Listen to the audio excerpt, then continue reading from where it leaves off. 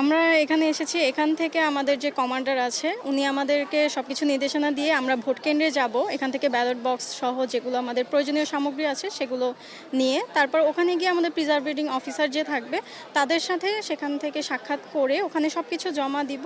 তারপরে হচ্ছে আমরা ভোটের যে আনুষঙ্গিক কার্যক্রম আছে সেগুলো ওখান থেকে আমাদের বাকি নির্দেশনা দিয়ে দেওয়া হবে কি কি করতে হবে।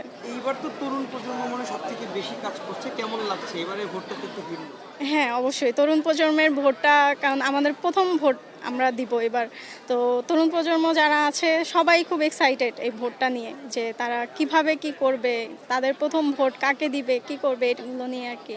টিচার্স ট্রেনিংয়ে আসতে আমাদের কমান্ডো হচ্ছে না, আমাদেরকে এসে আমাদের কেন্দ্রতে নিয়ে যাবে, ওইখানে আমাদেরকে নির্দেশনা অনুযায়ী কাজ করানো হবে। আপাতত আমাদেরকে সেই নির্দেশনা দেওয়া নেই, এটাই বলেছে যে টিচার্স ট্রেনিংয়ে এসে আমাদের আগে ট্রেনিং করেছেন না, সেখানে তো নির্দেশনা না, আগে ট্রেনিং বলতে হচ্ছে না, আমরা হচ্ছে হলো আমাদের যে আনসারের যে ট্রেনিং সেটা করেছি, এছাড়া হচ্ছে হলো কোনো ধরনের ট্রেনিং আদার্স এগুলো করা হয়নি।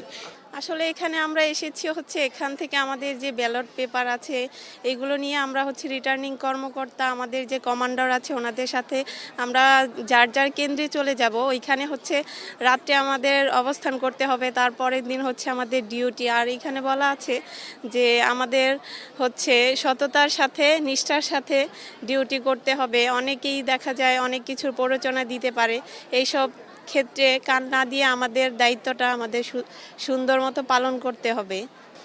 নির্দেশনা হচ্ছে যে আমাদেরকে প্রাথমিকভাবে একটা মৌলিক ট্রেনিং করানো হয়েছে, করানোর পরে আমাদেরকে 13 জন আকার করে একটা করে টিম করে দেওয়া হয়েছে। প্রতিটা টিমে 3 জন করে সেকশন কমান্ডার থাকবেন। এই সেকশন কমান্ডারের নেতৃত্বে আমরা বাকি 10 সদস্য যারা আছি তারা তাদের কমান্ড ফলো করব। এটাই আসলে আমাদেরকে প্রাথমিকভাবে ইনস্ট্রাকশন দেওয়া হয়েছে। আমাদের নির্দেশনা দেওয়া আছে ভোট কেন্দ্রে যেন কোনো শৃঙ্খলা না হয়, যতটুকু সম্ভব আর কি নিজেদের থেকে আপনার শান্তিপূর্ণভাবে ভোট কেন্দ্র করে রাখার জন্য, যেন উচ্ছৃঙ্খলা সৃষ্টি না হয়, শান্তিপূর্ণভাবে ভোট হয়। হ্যাঁ, আর অসুস্থ বা বৃদ্ধ যারা আছে তাদেরকে যেন সুন্দরভাবে নিয়ে যাওয়া হয় ভোট কেন্দ্রে এবং সুন্দরভাবে তারা যেন তাদের ভোটটা প্রদান করতে পারে এবং যার যার পছন্দীয় এবং যোগ্য প্রার্থীকে বাছাই করে তারপরে ভোটটা তারা দিতে পারে। হ্যাঁ, এটাই হলো মূল বিষয়টা।